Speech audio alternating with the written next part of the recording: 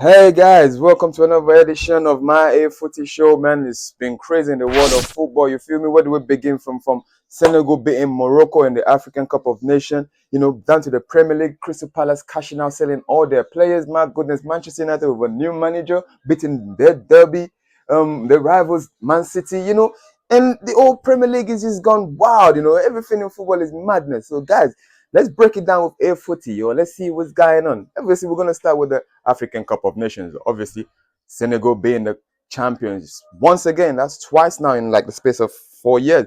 Big up to Mane and the whole Senegalese player, man. Remember, these guys are European Championship. Most of these guys in the Senegal team, they've won trophies in Europe. So it's only right for them to come to this league, to this African Cup of Nations, and showcase their talent and win this trophy. You feel me? But there's a little bit of misunderstanding. You feel me? I feel like the whole world is saying Morocco is trying to corrupt their way to winning this competition. I don't understand. I don't know. Obviously, they built the stadiums, they hosted this competition. They're gonna use any means necessary to win this trophy. You feel me? But hey, I can just point out some few things. In this final game, like between Senegal and them, a lot of you guys are saying, you know, the manager should have not. The Senegal manager shouldn't have told the players to stop playing football. Why? So the manager told them to come back. But you cannot blame the world of football. You feel me? When decisions are being made in the last minute for Morocco to win the trophy, like look at what's going on here. They're all scoffing and everything, but that doesn't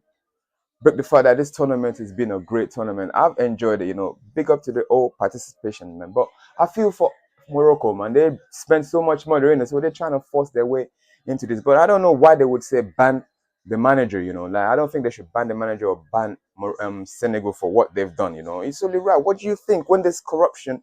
I know there's corruption everywhere, but what do you expect people to do? People can't just sit down and just let things ride. You have to take actions, and the only actions is for you to boycott the team, isn't it? So I don't know. World leaders, football gods, please do something about this corruption. It's just too mad, man.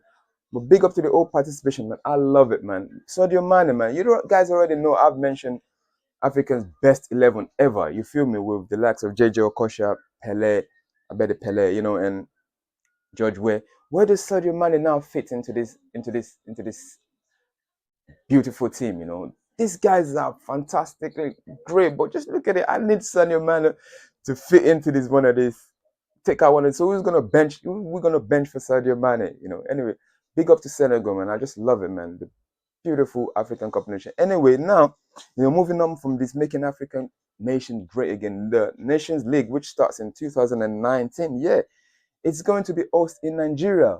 That is great. Absolutely. It's about time my beloved country do something great. Remember the AFCON nation is going to be hosted now every 4 years, I think. It's back to what it was. So this is going to be every year. So it's fantastically well. The AFCON president has mentioned this. So I'm just happy to see Nigeria host this kind of things. You feel me? So obviously they're going to need to build stadiums, train stations, transport for people to come and watch it because I'm coming home. You feel me? Anyway, big up to African Cup of Nations. What I'm gonna do a documentary about this nation and everything. So I appreciate for everybody watching, and don't forget to tune in. So now, guys, let's move into the Premier League. You feel me? Where the ching ching, where most of these stars, African players, have played in. You feel me? Thank you, Premier League, man, for giving them such a platform. So, boy, we're gonna start with the Manchester United. Yeah, remember they're playing a derby, and obviously they have an interim manager, Michael Carrick, as the manager. Now, the thing is that they're gonna give Michael Carrick the job. You feel me? Because he's done well, beating Manchester United 3-0, crush their rivals. Crushing Arsenal's rival, like challenge for the league. Like surely Arsenal is gonna win the league now, isn't it? Like your rivals doing them, their alliance doing them a favor, really. So anyway, Arsenal fans, thank Manchester United later on, man. If you do win the league, man, big up to the team. Tactical wise, it was fantastic. We already know Michael Carrick, man. He's a tactical manager. Even as a player, everything he does is tactical. So looking at this team, it's only right for him to go back into the four at the back, two midfielders and attacking midfielder Bruno. So everything is just open nicely for him to just observe this team and fix this team. So I don't know where Manchester United is gonna go from here. You feel me? Obviously, Man City are still strong. I don't know how they lost this game, but big up to Manchester United. You just need to keep it up, innit? Get into Champions League, get into European football, man. This thing saying you're waiting for World Cup. at the end of the World Cup, then you're gonna bring in a manager to take over a character. Like, please, I'm not crazy, guys. It doesn't make no sense waiting till June when the World Cup finishes. Then you're gonna bring in the manager. Then the league starts in August. Then you're gonna get him to buy his players, and it's just gonna be a disaster. The only thing I can see working here is obviously director manager is bought his players in, is bought all the players getting ready for the new season before the manager comes in. So any manager that comes in just has to apply his method to the players that's already on board. It's just simple as that. So this idea of director of football, I don't mind it. As long as the manager comes in, understand what the situation is, and he does gets on with this job. Simple as that. So enough of Manchester United and Man City. So let's go to the rest of the teams, shall we? Obviously, we have Chelsea. They won Brentford. We have Leeds. They won 2-0 as well. Wow. We have Liverpool. They drew 1-1 against Burnley. That's poor from Liverpool, but hey, they're still all right. We have Sunderland 2-1 against Crystal Palace. We're gonna come to this Crystal Palace soon. We have Spurs losing 2-1 to West Ham. That's a London derby. I don't know what next for Spurs. Honestly, the fans are calling for Thomas Frank to be sacked. It's wild. I don't know. But hey, the same situation that's going on with Manchester United. That's what's going on with Tottenham. Look, guys, open up your eyes worldwide. I'm just showing you awareness. Lack of management, lack of ownership, lack of players, everything all in one. You feel me? So it's like Tottenham at Spurs is at Manchester United twin double. Big up to them anyway for losing. Well done to West Ham. And obviously we have Nottingham Forest against Arsenal, the league leaders. They're supposed to pull 9 points clear of Man City, isn't it? For Manchester United beating their rival, they're challenging Man City. So I don't know. Arsenal, you are playing some dodgy games, but anyway, you're still first in the league. You're still first in the Champions. We're gonna get to that. So big up to Arsenal. We already see Duncan Rice showing a little bit of pressure, talking about mentioning little. Let's just Arsenal, just keep your heads up, man. So that's it for Arsenal and Nottingham Forest. Obviously, we have Wolves versus Newcastle, man. Wolves have just been doing well ever since that Manchester United drew them. Yeah, they drew them at the beginning of the year. They've just been on form, really. I don't think they've lost any matches. So who knows? Could they survive the freaking league? That's mad. And obviously, we have Aston Villa and Everton. Seriously, I don't know how Aston Villa would lose this game to Everton at home when you're trying to qualify for Champions League or European football. Which I understand, though. They've done very, very well, man. They don't have the money to keep up with the people challenging them. If you look at the league, we're going to talk about the league soon. If you look at the challenges, the people around them, it's just going to be hard for them to qualify, really, isn't it? So anyway, big up to Aston Villa. Big up to Aston Villa, man. No, they're going to do well. They're going to do well, man. All this PSI thing, the rules is affecting them and Newcastle, man. Oh, and obviously we have Brighton and Bournemouth playing tonight. You feel me? So big up to the whole team, man. And obviously we have Champions League coming up as well. So guys, let's just take a look. Let me see. Let's take a look at the table, shall we, and see what's popping. You feel me? I think Arsenal is like 7 points clear.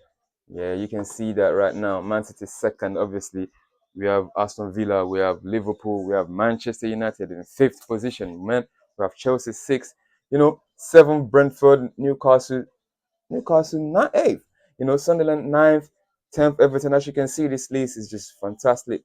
Just great, man. Big up to the best league in the world. Yeah, so that's it. Now let's go to Crystal Palace cashing out early. Obviously we already know their manager, Gardner, he's mentioned he's going to leave at the end of the season. But 2006 is just mad.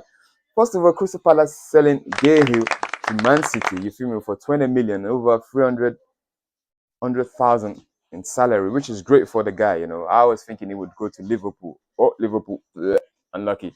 Well, Man City is not good for Man City, actually, for the rest of, especially teams like Manchester United. But well done. Crystal Palace now, they've lost Cahill. The manager said he's going to leave at the end of the season.